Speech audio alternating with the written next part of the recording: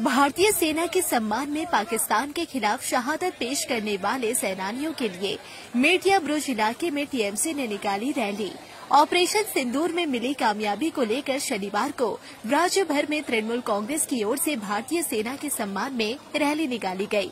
इसी कड़ी में कल शाम कोलकाता पोर्ट असेंबली तृणमूल कांग्रेस की ओर से कोलकाता पोर्ट विधानसभा के एमएलए और कोलकाता के मेयर और मंत्री फिरहाद हकीम के नेतृत्व में एक विशाल रैली मेटिया ब्रुज के कच्ची सड़क से निकाली गई, जिसमें हजारों की संख्या में लोगों ने हिस्सा लिया।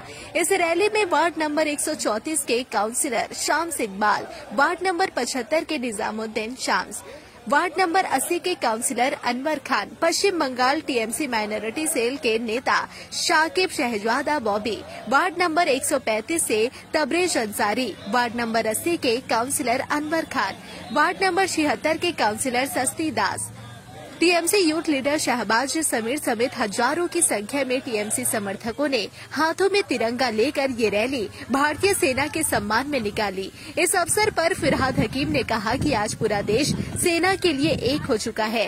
हर कोई धर्म से ऊपर उठकर सिर्फ हिंदुस्तान के लिए मर मिटने की बात कर रहा है, लेकिन बीजेपी के लोग अब भी लोगों को बांटने का काम कर रहे हैं।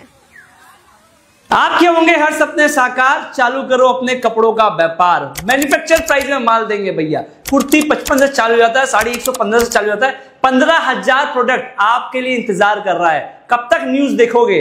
ये समय आ गया है न्यूज बनाने के लिए। गर्वित আমরা তাই কুর্নিশ জানাই ভারতীয় সেনার সবাইকে। কুর্নিশ জানাই ওই দুজন মহিলা ভূমিকা সিং এবং সোফিয়া কুরেশিকে, যারা সেনা বাহিনীর মধ্যেও মহিলারা এগিয়ে আসেন, সেটা সারা ভারতকে উদ্বুদ্ধ করেছে।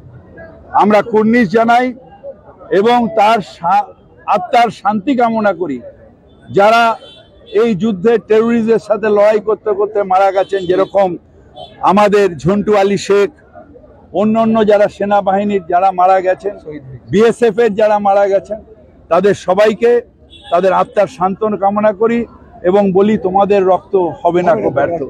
ঐক্যবদ্ধ ভারতবর্ষ, যেখানে হিন্দু মুসলমান ঈসাই শিখ সবাই মিলে আমরা একসাথে ঐক্যবদ্ধ ভারতবর্ষ। আমরা সেই ভারতবর্ষ যখনই আমাদের ওপরে এরকম কোন আক্রমণ হবে, ঐক্যবদ্ধ ভারতবর্ষ তার জবাব দেবে।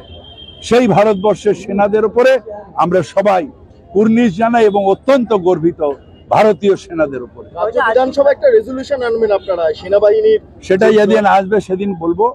কিন্তু আজকে আমরা পার্টির একটা এতে সব ব্লকেই মিছিল হচ্ছে। আমাদের পোর্ট কনস্টিটুয়েন্সিতেও সব মহিলারা সামনে আছে, আমি জানি না আপনারা তুলেছেন কিনা। সব মহিলারা রয়েছেন, যারা পর্দানসীন মহিলা, তারাও রাস্তায় বেরিয়েছেন। বেরিয়ে তারাও ভারতীয় সেনাকে কুর্নিশ জানানোর জন্য আজ রাস্তায় রয়েছে। We are proud of our Indian Army. কলকাতায় ফের আবার আগুন লাগলো আজকে। ওইটা তো এসির জন্য লেগেছে, আমি গেছিলাম ওখানে। এসির জন্য লেগেছে, ওভারলোড হয়ে গেছিল।